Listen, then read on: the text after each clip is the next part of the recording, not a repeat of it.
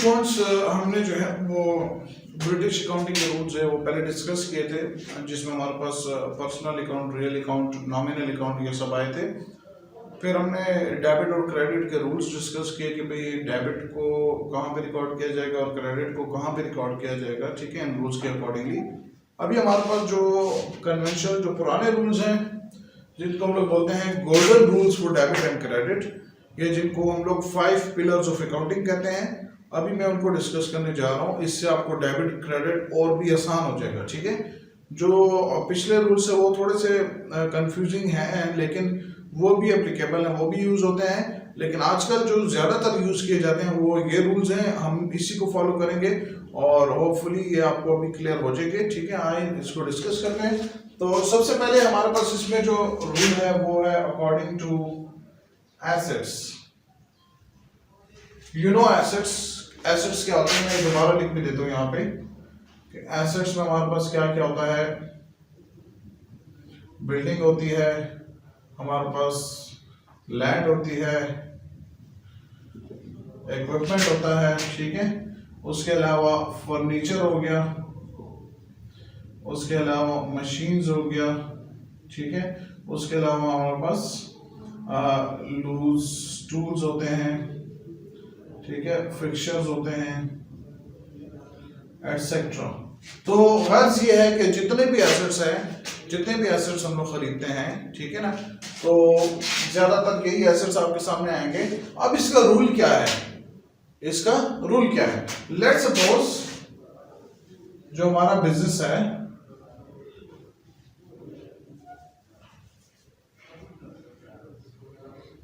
ये जो बिजनेस हमारा है, इसने परचेज किया है, परचेज एसेट, ठीक है। परचेज करेंगे तो कारोबार में आ जाएगा, ठीक है। परचेज एसेट क्या खरीदा है भाई, फर्नीचर खरीदा है,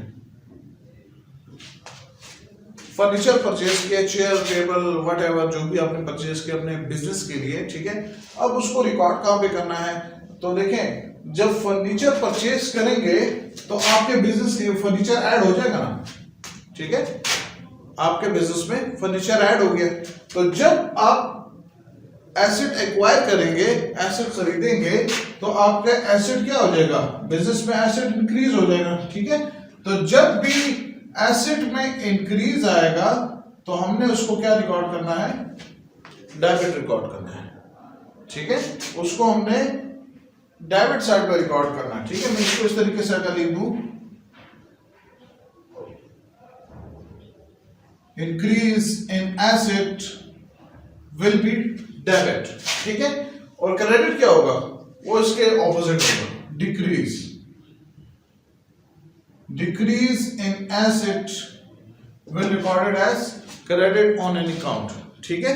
तो फर्नीचर अगर हमने बेच दिया तो हम उसको क्रेडिट करेंगे, अगर खरीद लिया तो हम उसको क्या करेंगे, डेबिट करेंगे, ठीक है। दूसरे रूल की तरफ आते हैं। दूसरा रूल है लायबिलिटीज के लिए।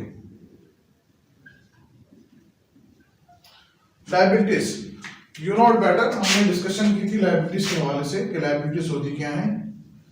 यहां पे मैं आपको बता देता हूं।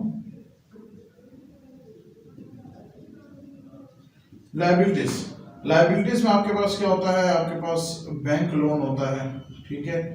आपके पास जो है वो अकाउंट्स पेबल होते हैं,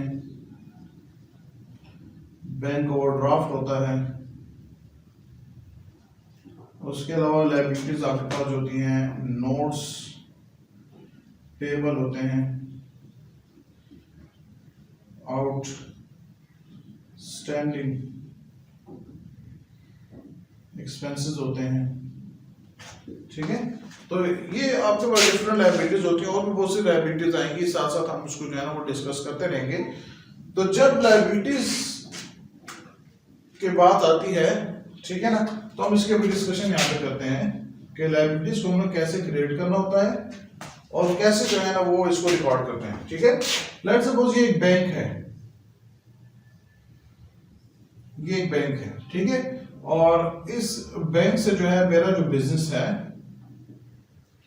मैं इनसे लोन लेता हूं। क्या लिया मैंने, लोन लिया, जितने भी पैसों का था, 10 रुपए का, 20 रुपए का, जो भी आप हिसाब लगा लें, मैंने इस बैंक से लोन ले लिया, ठीक है। अब जब मैंने लोन लिया है, या आप अपनी अगर जनरल लाइफ में देखें तो लेट सपोज अगर आपने किसी का कर्जा देना होता है, ठीक है, आप पे एक लाइबिलिटी क्रिएट हो जाती है ना, ठीक है ना, आप जो है ना लाइबल हो, आपने जो है ना वो अदा करने हैं पैसे, ठीक है ना, तो आपके ऊपर एक जो है ना बर्डन होता है। लाइबिलिटी बेसिकली क्या होता है, एक बर्डन होता है, एक बोझ सा होता है, ठीक है ना। इसी तरह अब जब मैं बैंक से अपने कारोबार के लिए कर्जा लूंगा, ठीक है, तो ये जो बर्डन है, ये लाइबिलिटी क्या हो जाएगी, बढ़ जाएगी ना। पहले मेरे पास किसी का लोन नहीं था, ठीक है, मैंने किसी को पैसे नहीं देने थे, लेकिन जैसे ही मैंने बैंक से लोन लिया तो मेरा बर्डन क्या हो जाएगा, बढ़ जाएगा। यार मैंने अपना कारोबार भी करना है, उसको पैसे भी देने हैं, तो डेफिनेटली मेरे जहन में वो चीज क्रिएट हो जाएगी, वो टेंशन बन जाएगी कि यार मैंने इसको पेमेंट करनी है, ठीक है। तो यहाँ पे क्या हो जाएगी, मेरी लायबिलिटी क्या हो रही है, इंक्रीज हो रही है, ठीक है। और जब लायबिलिटी इंक्रीज होती है तो लायबिलिटी के इंक्रीज होने को हम लोग क्रेडिट पे रिकॉर्ड करते हैं। लायबिलिटी जब इंक्रीज होती है तो उसको हम लोग क्या करते हैं, क्रेडिट करते हैं, ठीक है। और इसी तरह जब लायबिलिटी डिक्रीज होती है तो हम उसको क्या करते हैं, रिकॉर्ड करते हैं डेबिट साइड पे। लायबिलिटी जब डिक्रीज होती है तो डेबिट साइड पे, और जब इंक्रीज होती है तो हम लोग क्या करते हैं, क्रेडिट साइड पे रिकॉर्ड करते हैं, ठीक है। तीसरे नंबर पे हमारे पास है ऑनर्स इक्विटी। ऑनर्स इक्विटी, जो पैसे मैंने अपने कारोबार में लगाए हैं, जो इन्वेस्टमेंट मैंने अपनी की है, वो बेसिकली क्या होता है, ऑनर्स इक्विटी, ऑनर की मलकियत, ठीक है। जैसे कि आपको पता है इक्विटी के दो हिस्से हैं, एक लायबिलिटी तो एक ऑनर्स इक्विटी, ठीक है। तो जो ऑनर के अपने पैसे हैं वो ऑनर्स इक्विटी कहलाता है। इसका रूल भी बिल्कुल इसी तरह ही है, ठीक है, कि जब ऑनर्स इक्विटी इंक्रीज होती है तो हम लोग क्या करेंगे, हम इसको डेबिट क्रेडिट करेंगे, ठीक है। और जब ये डिक्रीज होती है तो हम लोग क्या करेंगे, इसको डेबिट पे रिकॉर्ड करेंगे, ठीक है। नेक्स्ट हमारे पास जो है नंबर 4 पे वो है रेवेन्यू। रेवेन्यू का रूल क्या कहता है, रेवेन्यू का रूल जो है वो ये है कि जब भी रेवेन्यू आपका बढ़ेगा, जब भी आपको सेल्स होगी, आपके पास इनकम आएगी, तो आपने क्या करना है, उसको क्रेडिट में लिखना है। क्या करना है, हमने उसको क्रेडिट में लिखना है। और जब भी इनकम आपकी कम होगी, आपकी सेल में नुकसान होगा, ठीक है ना, आपने उसको क्या करना है, डेबिट पे लिखना है।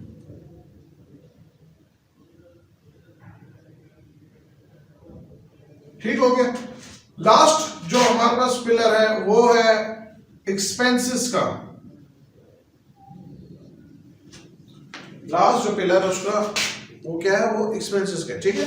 अब एक्सपेंसेस का क्या रूल है, एक्सपेंसेस जब एक कारोबार के इंक्रीज होंगे,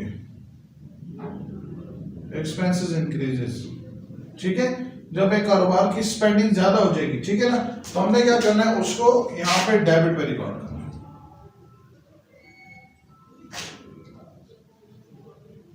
ठीक है। और जब डिक्रीज होंगे एक्सपेंसेस तो हमने क्या करना है, इसको क्रेडिट पे इसको रिकॉर्ड करना है, ठीक है। तो ये हमारे पास जो है ना वो गोल्डन रूल्स हैं डेबिट एंड क्रेडिट के, ठीक है, जो कि मैंने आपके सामने अभी डिस्कस किए।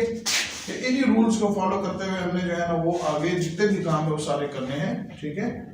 और अगर ये आपको क्लियर हो गए हैं तो आगे जितने भी आपके क्वेश्चन हैं, अकाउंटिंग की जितने भी बेसिक्स हैं, वो सारी आपको जो है ना वो क्लियर हो सकती है। अब यहाँ पे आप एक चीज अगर नोट करें, वो ये है कि जो एसेट्स हो गए और जो एक्सपेंसेस हैं, इनका नेचर सेम है। कैसे है, देखिए, डेबिट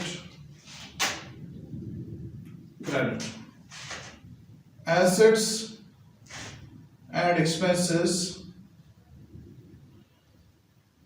जब इंक्रीज होंगे तो हम लोग क्या करेंगे, जब इंक्रीज होंगे तो हम इसको डेबिट पे रिकॉर्ड करेंगे, ठीक है, ठीक है। और दूसरा रूल क्या कहता है, ये तीनों,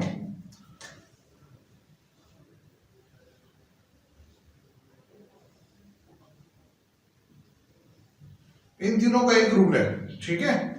इन दोनों का रूल क्या है कि लाइबिलिटीज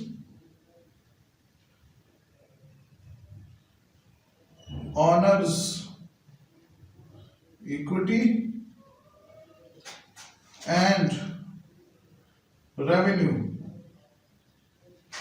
ये जब इंक्रीज होंगे तो हमने इनको क्या करना है, क्रेडिट करना है। तो आसान समझने के लिए एसेट और एक्सपेंसेस जब इंक्रीज होंगे तो डेबिट करना है, liabilities honours equity and revenues जब इंक्रीज होंगे तो क्या करना है, क्रेडिट करना है। ठीक है, इसी डेबिट और क्रेडिट के थ्रू हम लोग जो है ना डिफरेंट अकाउंट्स बनाएंगे और आपको जो है ना बाकी फिर चीजें क्लियर होंगी। ठीक है, तो ये देखिए आपके पास ये इन दोनों का नेचर और इन दोनों का नेचर सेम है। ठीक है, और फिर ये जो बकाया तीन है इनका नेचर सेम है। ठीक है, ये डिक्रीज पे हम लोग डेबिट करना है और इनको इंक्रीज पे हमने क्या करना है, क्रेडिट करना है। इसी तरह इन दोनों को इंक्रीज पे हमने डेबिट करना है और इन दोनों के डिक्रीज को हमने क्या करना है, क्रेडिट करना है।